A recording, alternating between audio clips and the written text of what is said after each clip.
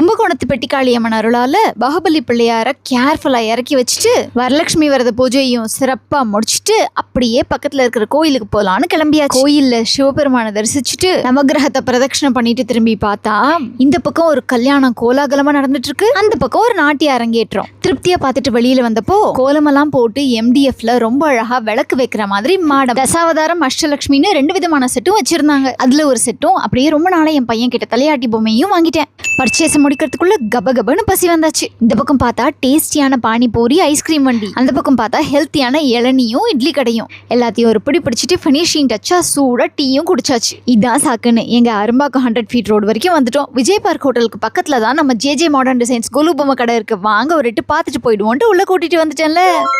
இவங்க கிட்ட 6ல இருந்து 60 வரை எல்லா செட்டும் வச்சிருக்காங்க. தெய்வ திருமணங்கள் செட், ராமாயணத்துல ஃபுல் சீன், மகாபாரதம், கிருஷ்ணலீலைன்னு எல்லாத்துலயுமே அப்படியே செட்டா வேணா கூட எடுத்துக்கலாம். சிங்கிள் பொம்மையா வேணாலும் 100 ருபீஸ்ல இருந்தே ஸ்டார்ட் ஆகுது. முக்கியமா ஆல் ஓவர் வேர்ல்ட் கொரியர் ஆப்ஷனுமே அவைலபிளா இருக்குங்க.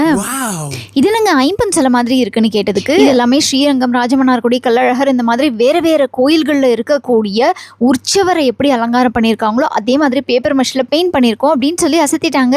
அப்படியே ரிட்டர்ன் கிஃப்ட்ஸ் பக்கம் வந்தோம்னா ஜஸ்ட் 50 ருபீஸ்லேருந்தே விதவிதமான மேக்னெட், கோலமான, குங்குமச்சிமிழ், பிளேட்ஸ், பேக்ஸ் எல்லாம் காமிச்சாங்க. ஸோ நீங்களும் இதெல்லாம் பர்ச்சேஸ் பண்றதுக்கு ஸ்கிரீன்ல தெரியுற நம்பரை கான்டாக்ட் பண்ணுங்க.